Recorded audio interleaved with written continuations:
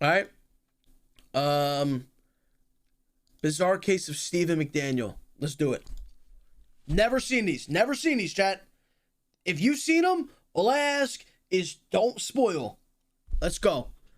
Bizarre case of Stephen McDaniel. Lauren had told her friends multiple times that she felt someone had been inside her apartment, and she also started getting an eerie vibe when she came back alone, especially late at night. It was as though she could sense something wasn't right, and she even thought about moving multiple times, but unfortunately never went through with it. The reality was that Stephen McDaniel had stolen a master's key from a security guard and let himself into her apartment and looked around on several occasions. He also started filming her when she would leave and return to her apartment during all hours of the day. Had Lauren been in this situation before, or...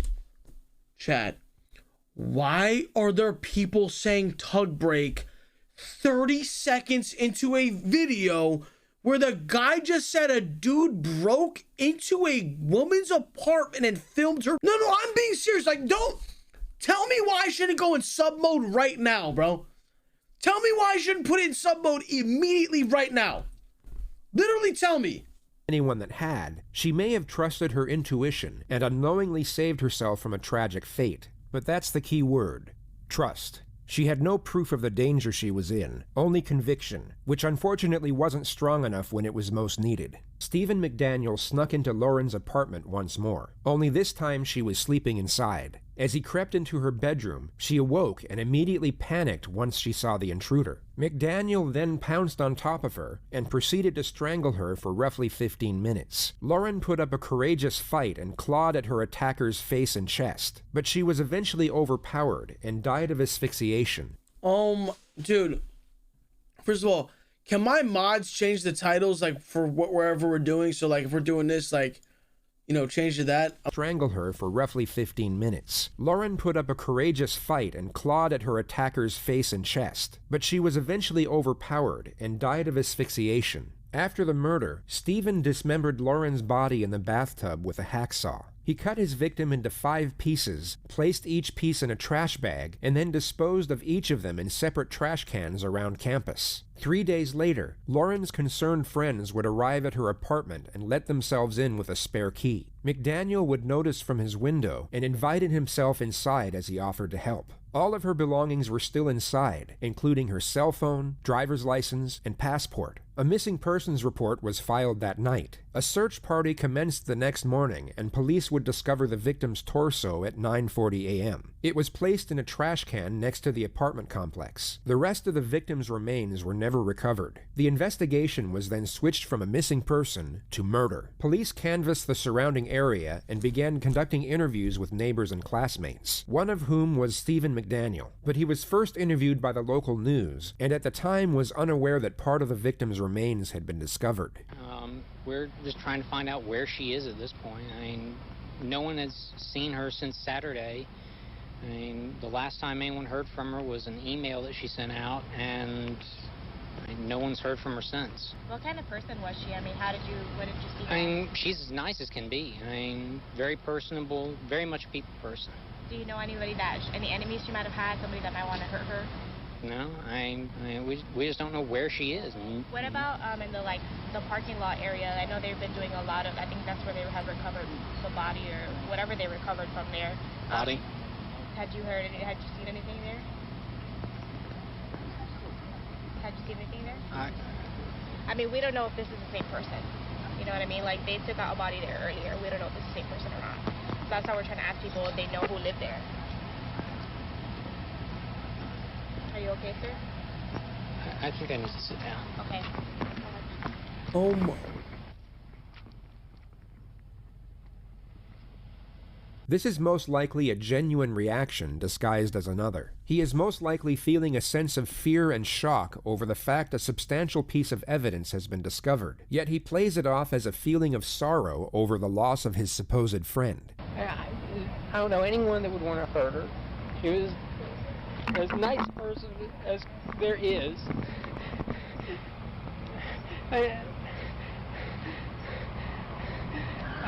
Was she moving soon? Did you know anything about her? Yeah, she was going to be moving out today. Why would anyone do this? maybe I could have helped. I mean, they went in, we looked around the place, no sign of a struggle, no sign that anyone had broken in, just nothing. He was interviewed by police at 11:50 a.m. and offered to help in any way he could, yet came across as fidgety and apprehensive the entire time. There were two highlighted moments of the interview. The first was when Stephen asserted that he was a virgin, saving himself for marriage. The second was when the detective discovered scratch marks on his face and stomach, which he asserted were done by himself in his sleep. He at that point unknowingly became the prime suspect and was asked if police could search his apartment. Stephen reluctantly accepted and was then transported back to the complex with 4 other investigators. While searching his apartment, they discovered a collection of swords, guns, toilet rolls, stockpiled provisions as if he was expecting an apocalyptic event, and a mask made out of women's underwear. The most significant discovery, however, was a pack of condoms. Stephen was asked why he would have such an item in his possession if he was staying celibate before marriage, at which point he miraculously confessed to stealing them from another apartment. This gave the detectives probable cause for arrest, and Stephen was placed in handcuffs and brought back to the police station. His interrogation began just after 11 p.m. Oh my God. So all that shit happened at 11 a.m. So this is 12 hours. All right. I just got to ask you a few more questions. You came down earlier tonight, me and you talked, all right. You don't have any weapons on you, do you? No. That's just you are. What's wrong? You know Detective Patterson, right? Yes. Do you remember, put your hands up here, you remember us talking earlier tonight, right? Yes. You remember me earlier in the day? Yes. When we came down here and talked a little bit and then we left? Yes. Okay. The monotone dialogue and lifeless demeanor you see here reportedly started on the drive back to the police station, and the suspect's conduct throughout the entire procedure is not only mystifying, but almost impressive. This is one of the most extraordinary pieces of interrogation footage to ever reach the public domain. I need to know about this girl right here. You know her? Yes. Who is that? Lauren Giddings. Does she live next door to you? Yes. When's the last time you seen her? 2 or 3 weeks ago. Okay. Was you friends with Lauren? Yes. Look at me when you talk to me, son. Okay? The suspect has morphed himself into this abnormal and extremely creepy character. Whether it's a strategy or some sort of mental breakdown is unclear. But what's incredible is that it somewhat dictates the pace of the interrogation. The detective has just closed the distance and commanded eye contact, both of which are recognized techniques to increase psychological pressure. Yet the absurdly haunting manner in which the suspect turns his head and fixes his gaze unnerves the detective to the point where he becomes the one to look away and reset his posture. This essentially never happens in interrogations, as it can give the suspect an incredible boost in confidence. Look at me when you talk to me, son. Okay?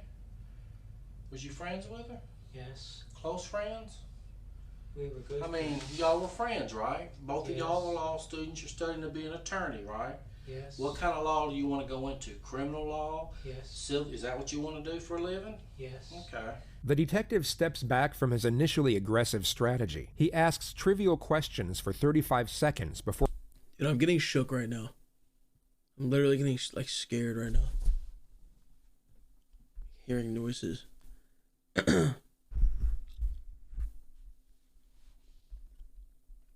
Alright, let's all relax. And remember, check your window right now. Get up and go check it. Check it now.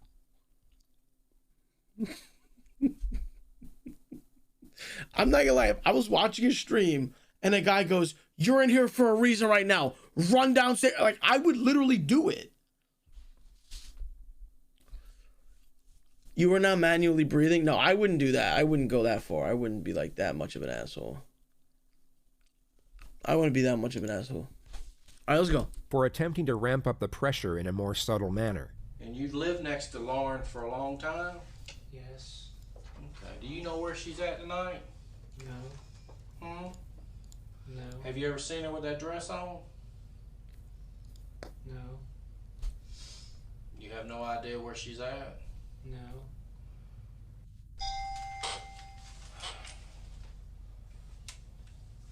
Yes. Dude, he's scary looking. This is scary. I'm grabbing a water. I'm literally shook right now. This is so creepy.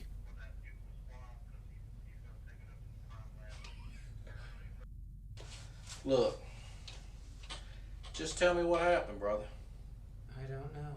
Well, where's she at? I need you. I'm asking you for your help. I'm a detective, and I'm asking you for your help.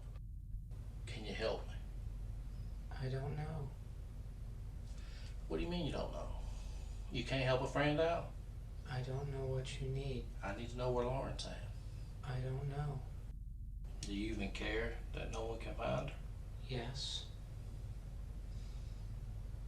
I mean, I don't know, do you? Yes.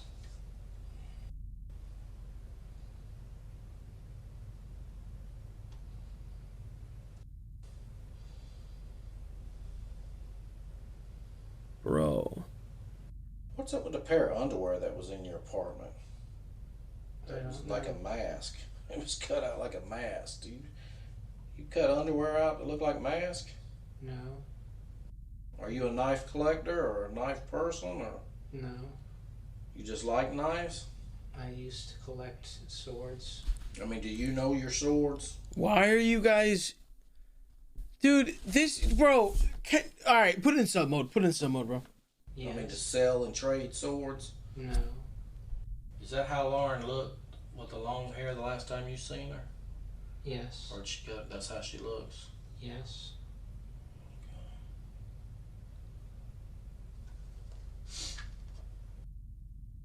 I mean, earlier today, me and you sit here and talk normal. What's going on with you now? Why are you acting like this? I need to know. Why all of a sudden you're acting like this? I don't understand. Okay. Earlier today, we sat here and talked. But now you're acting like you don't know what's going on.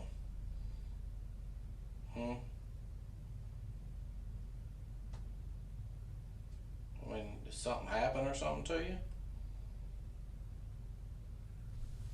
I mean, why are you... So this dude was acting completely normal, talking earlier, and now he's just decided, I'm just gonna act like a complete psycho now. And make like just stare at you, be creepy. Like that was his plan, bro. Take it out of sub mode. Why are you shutting down? Why are you not talking to me? I don't know. You don't know? Are you scared? No. I mean, you're not scared, are you? No. Steve? Hold on. Benny said AC this weekend. Thank you for the 1,000 bits. What do you mean AC? You're trying to go to AC? What does that mean? Dude, people try to go to AC with me all the time. Like, I don't know if that's a weird thing or like that's I don't know if I should just be meeting up with random people in AC. I don't know. I mean, you're not scared, are you? No. Steven's demeanor doesn't waver for the first 20 minutes, so the detective eventually takes a more distinctly aggressive approach. He attacks the subject's character to see if it might coax him out of the act and into defending his dignity. You got your ass on that fucking news and stood out there and gave a media report that her mother saw about her missing daughter. And you want me to sit there and tell him that you don't know? Is that what you want me to tell him? Because you're all over the news. You sure stood out there and ran your mouth to the news media. But now you're going to get out here and you don't fucking know. You know. You're just a sorry piece of shit that don't give a fuck. Right? No. Well, why'd you tell the media everything? Do you need to see what you told the media today? It was on the 11 o'clock news. Well, I'm asking you. Tell me. I want to know. I don't know where she is. That ain't what you told the media. You didn't stand in front of that camera and say, I don't know. I don't know. I don't know.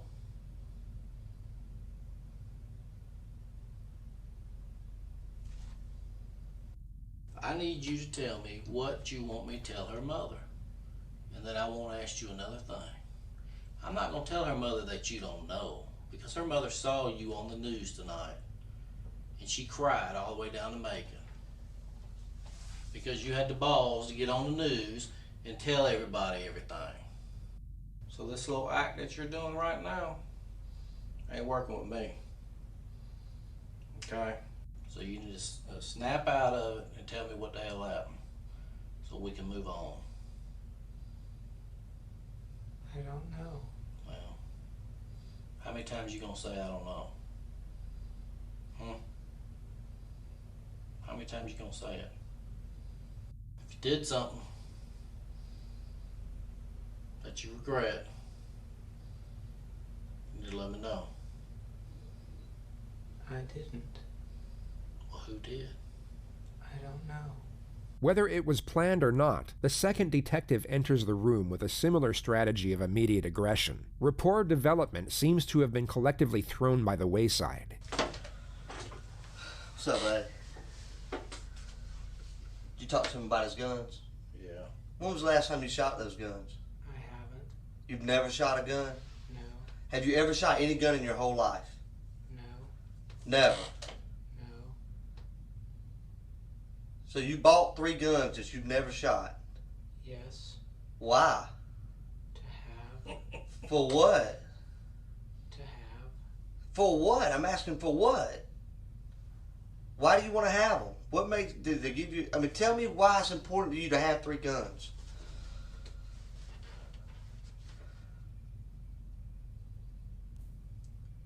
That's an easy question. Come on, talk to me, buddy. Me and you talked all day today. We ain't had a problem communicating. Why is it important for you to have 3 guns? Do you not know? No. You say you don't know where Lauren is, right? Dude, this is another one of those things where it's like I can't be a cop or anything, because if I'm sitting there and I think this guy did the shit and he's sitting there being an asshole like this, oh, I don't know. I think I might just fucking punch him in the face. I think I might hit him with something.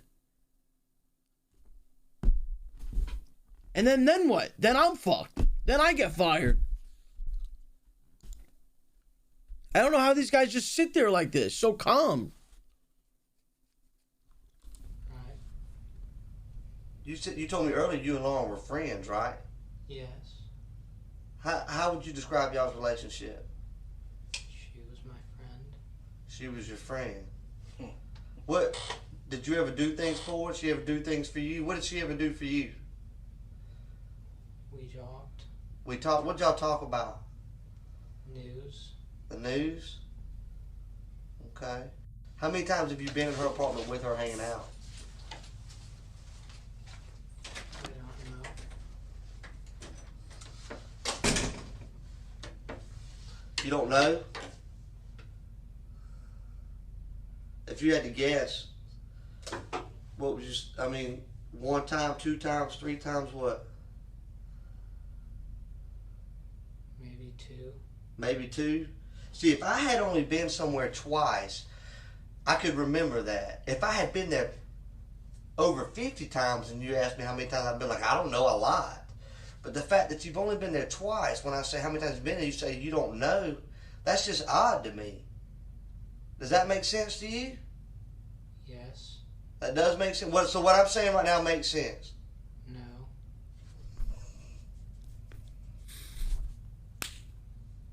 Punching him, bro. Lauren's missing. Might take a mug too. This pretty little girl right here. Your neighbor. She's missing. Much like Detective 1, Detective 2 now valiantly moves in for the psychological charge. He closes the distance and locks eye contact. His physical demeanor, alongside a prolonged gaze, will hopefully crack the suspect's fortified barrier. Once broken, the momentum will commence and the suspect will be more likely to divulge incriminating information. All the detective has to do is maintain eye contact for longer than his adversary. It's a psychological battle of attrition between 2 opposing forces, and these moments can sometimes last for minutes on end. I know. Me and you both know it's no different than when you was a little kid, right? And you reached in that cookie jar and you got caught after your mama told you not to get that cookie. And when she was, did you get a cookie? No. And whenever you tell a lie, you feel bad about it right then. One, with every lie, there's a chance you're going to get caught. And that weighs on you. Because you know you did something bad. Am I right? I didn't do it. You didn't take the cookie? No. You smell like you've been cleaning up, like you've been using cleaner to clean up. I know what that smells like. My wife smells like that all the time when she cleans the house. You've been using some kind of cleaner to clean up your apartment, haven't you? No. Steven, you telling me you live like a man? How does your apartment get cleaned? I clean it. When was the last time you cleaned it, Steven? I don't remember. Was it this week? No. You mean you go a whole week without cleaning? Yes. Why? That's horrible, Steven. I don't know how else to say it, Steven. Let me tell you what I think. I think that she was a friend of yours. Look at her right here. I think that she was a friend of yours. And I think something happened, Steven.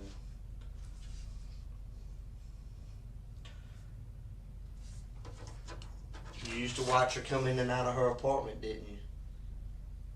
No.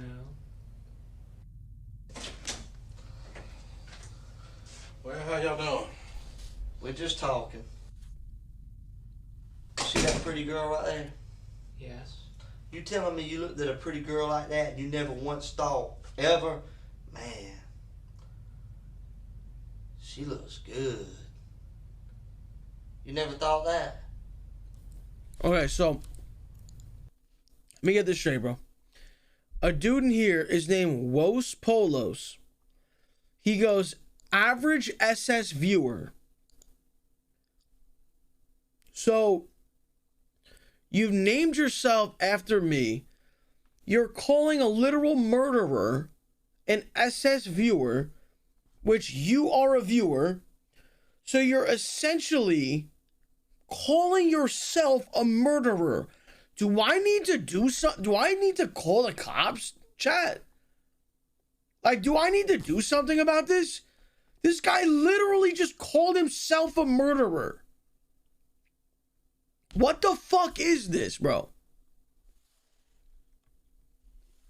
And then every like few lines is just a guy going, "You're not that guy, pal. Trust me." What am I seeing in this chat, dude?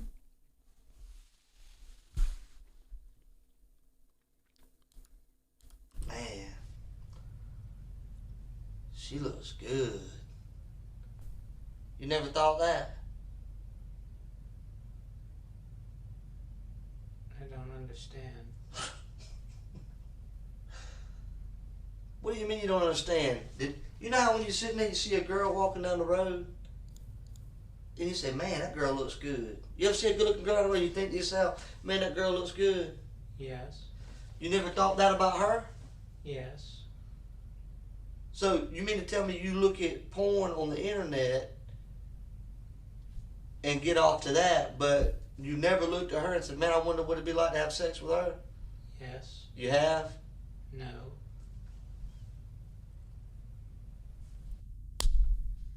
Steven, this is hard, buddy.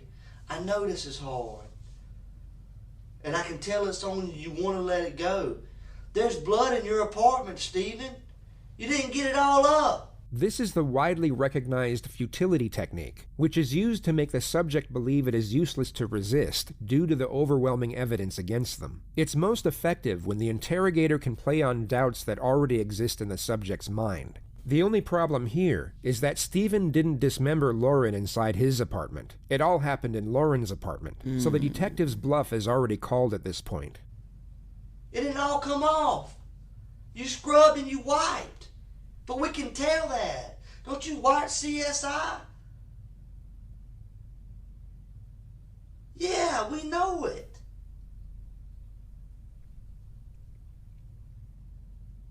Steven, blood in your bathroom. The detective now completely shifts his strategy from confrontational and aggressive to sympathetic and understanding. He attempts to create a connection and then afford Stephen a more socially acceptable reason for the crime. This is extremely difficult to pull off after a direct confrontation, as there is no... Dude, the feds were up 2-0, bro. Stephen just... He's coming back, bro. That's 2-1, bro. That's 2-1. Establish rapport nor trust. The usual routine is the exact opposite. You would first build rapport and then get aggressive once a connection has been attained. I wanted to give you an opportunity to tell it. I wanted to be here with you to go through that process because I know you're not a monster, man. I know you're not a bad guy. You're just a hard-working student trying to pass a bar exam, ain't you? You ain't got a lot of support from your family, do you? Yes. You do? The strategy fails at the first hurdle. Stephen immediately shuts down the afforded sympathy and reasoning behind the alleged crime, which was the concept of unsupportive parents. But the detective now attempts to roll with it. A lot of people can't say that. And the fact that you do have support from your family should make things easier, because your family wants to feel like they've raised somebody that tells the truth and is honest, right? Yes. Did you hurt that girl, Stephen? No. Have you ever hurt anyone, Stephen? No. You've never hurt anyone? No. I've hurt people, Stephen. I've made mistakes in my life. It's not even normal to say you've never hurt anybody. Sometimes people get mad and they say things they don't mean to say. It hurts. You never kicked a dog or a cat? The lead detective then asks non-confrontational questions for almost 30 minutes, which is most likely to see if it will change the suspect's demeanor and the manner in which he responds. But it doesn't. Stephen maintains the same lifeless disposition, which he has now kept up for almost 90 minutes. How? You know what's crazy? I was talking to people that he works with and everything. They talk about how he's always expresses himself. But he don't know. He's very talkative. Stephen, they say you're so talkative, buddy. That you always so friendly, you stop in and say hello, and you talk. Why is it that you're acting so short with us tonight? If you have all this character and personality about you, why is it that everything that we get from you is yes, no, or I don't know? I don't know. Why are you acting like this, Stephen? You see how I'm able to talk in complete sentences? Like we're having a conversation, but the only thing you're bringing to the table is a yes, no, or I don't know. Stephen, did you hurt that girl? No. Would you tell me if you did? Yes. Have you lied to me at all in this interview? No. Yes, you have, Stephen. When was the last time you did laundry? A few weeks ago. You ain't washed clothes in a few weeks? Yeah. Why? I have a lot of clothes. No, you don't. That's another lie. You don't have a lot of clothes. Yes, I do. Nope. You got enough underwear to last you 3 weeks. Yes. Do you wear the same pair of underwear more than one day? This better be a real Wojbon, bro. This better be real, bro.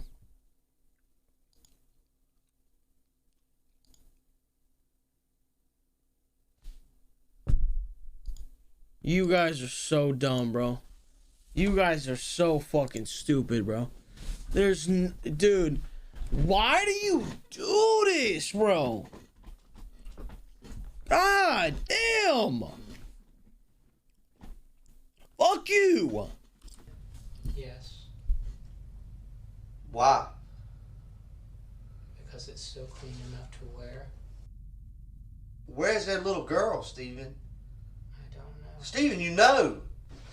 You're going to look at this right here, this little girl right here, and you're going to say you don't know? I know you know. I don't know. Yes, you know. What are you going to say tomorrow when I say we got your hair with the body? What are you going to say to me then? Because you know, like I go like that. Look at my hair. That's how easy it falls out. Look at all that on your head. You don't think none fell out? It did. We just wanted to give you an opportunity to tell it. So you didn't look like a monster at the end. Because you know what? I don't believe that you're a monster, Stephen.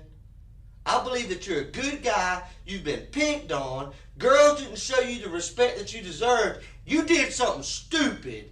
And I believe you feel bad about it. And that's why you're all freaked out right now. But I'm giving you the opportunity to get right. Dude, this guy is trying his hardest to get a confession, bro. He's trying his hardest right now, bro. God damn. I don't know why I keep expecting Steven to like attack one of them during this. He just looks like he'd be that psychotic to do some shit like that. I'm giving you an opportunity to show everybody you're not a monster, that you feel bad about what happened. Your hair's there, man. Your hair is there. That's right, buddy. See that? Look at it. See how easy? See this stuff right here, your hair? Yeah, it fell out of your head when you was moving the body, Stephen. That's right. You remember moving the body? No. Yes, you do, Stephen. Why, man? Why? Tell me, bud. I didn't do it. Yes, you did, Stephen. We want you to tell it so that way people will understand you're not a monster. Things just, you got out of control. It's a sickness. Why'd you do it, Stephen? I didn't do it. Stephen, why are you going to keep telling that? You hurt that girl. No, I didn't. Yes, you did, Stephen. You hurt her, man. She was screaming. Screaming, Stephen. Why? And I know you feel bad about it. I can see it in your face. What came over you, man? What happened, Stephen? I don't know. I know you don't know. You couldn't control it, could you? I didn't do it. Stephen! They steal your hair and take it over there? They didn't, did they? That's right. It's all sinking in right now. He knows, is what you're thinking. Stephen, I don't want it to be a game between me and you. I know it hurts, and I know you're not an awful person, and you want to tell it. Your hair was there, Stephen. We've all known it all along. We wanted just to give you an opportunity to tell what happened. Did y'all have sex? No.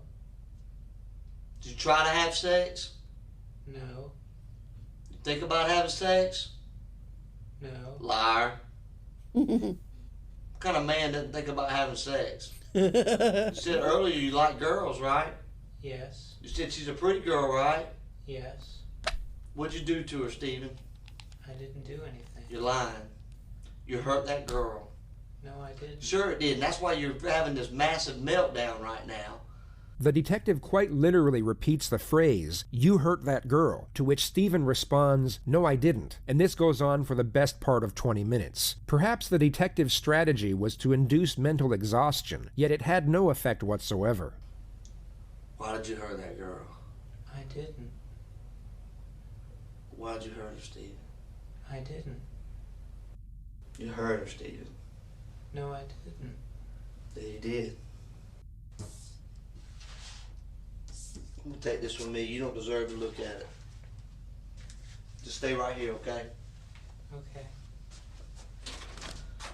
I appreciate all your cooperation tonight, okay? Okay.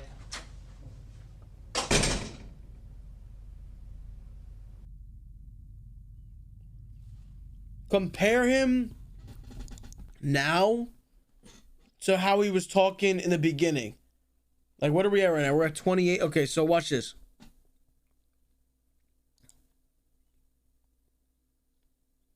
Last time anyone heard from her was an email that she sent out, and no one's heard from her since. What kind of person was she? I mean, what did you see? I mean, she's as nice as can be. I mean, very personable, very much a people person. Do you know anybody? So he's talking perfectly normal, bro. Perfectly normal.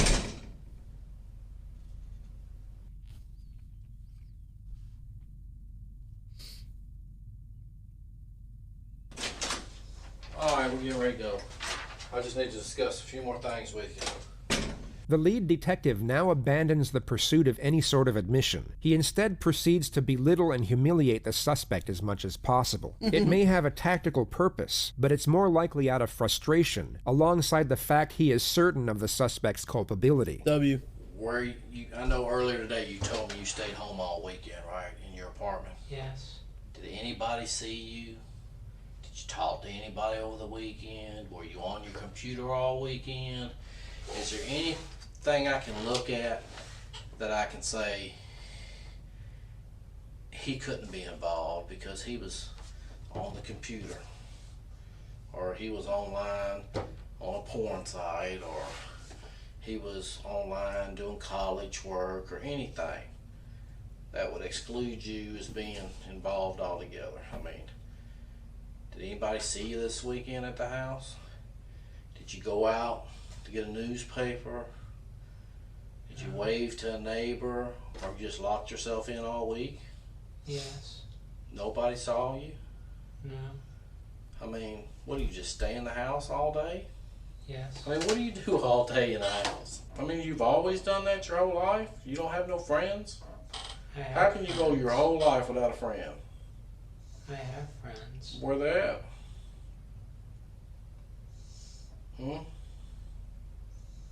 Where they at? Where they at, bro?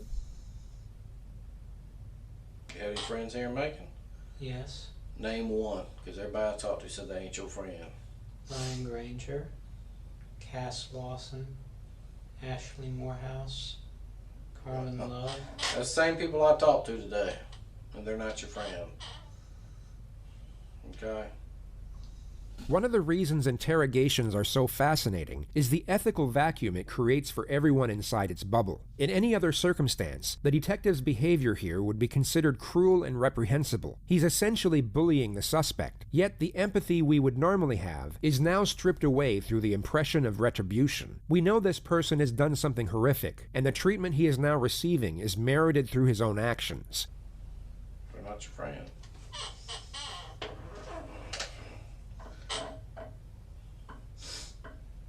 I mean, it's all over anyways. I just wanted to know what was going on tonight. The game's over. I mean, we know what you did to her, so we just want to know if you were going to tell us or not. I didn't do anything. Well, that's what you say. But we know different. So you're fucked either way. You're fucked. We already know. We know you killed her. We know you put her body in the trash can. The news media knows it. Glenda knows it, your mother. Your sister knows it. Your sister's husband knows it. The one that used to beat your sister. He knows it. You know what he said? He said he's a crazy motherfucker, is what he said when I called him. That's your own family calling you crazy. God. Nobody wants to see you. Nobody's coming to visit you. Too far? Too far. There are people in here saying too far. This motherfucker murdered. Shut the fuck up, you little fucks. Too far, man. Too far. It's too far, bro. Shut the fuck up.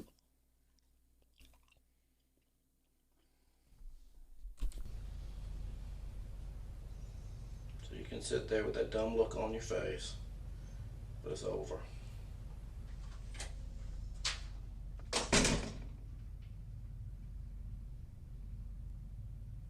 The entire interrogation took over 2 hours. When sped up by 20,000%, you truly get a glimpse of how remarkable the suspect's catatonic performance was.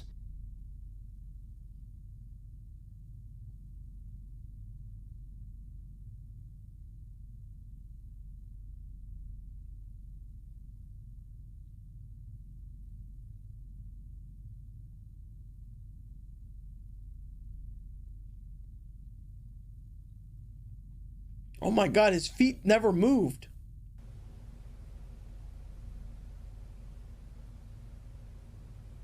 His mother came to speak with him soon after this moment, and although he maintained his innocence, he immediately snapped out of the zombie-like character. It's difficult to interpret the reasoning behind the performance, whether it was a pre-planned strategy, improvised in the moment, or some type of psychological breakdown is unclear. But whatever it was, it evidently seemed to work, as the interrogators got nothing. The suspect's behavior was so abnormal, they were essentially at a loss with what to do, or where to even start with a specific plan of attack. The evidence, however, was irrefutable. Hundreds of pictures of Lauren were discovered on Stephen's flash drive, along with multiple video recordings of inside her apartment. A hacksaw was found in a supply closet of the apartment complex, and it was marked red with what was later identified as Lauren's blood through DNA testing. The packaging for the exact same hacksaw was found in Stephen's apartment. When confronted with the evidence, he took a plea deal to avoid the death penalty and was rendered a life sentence without the possibility of parole. He is currently being held at the high-security Hancock State Prison in Sparta, Georgia.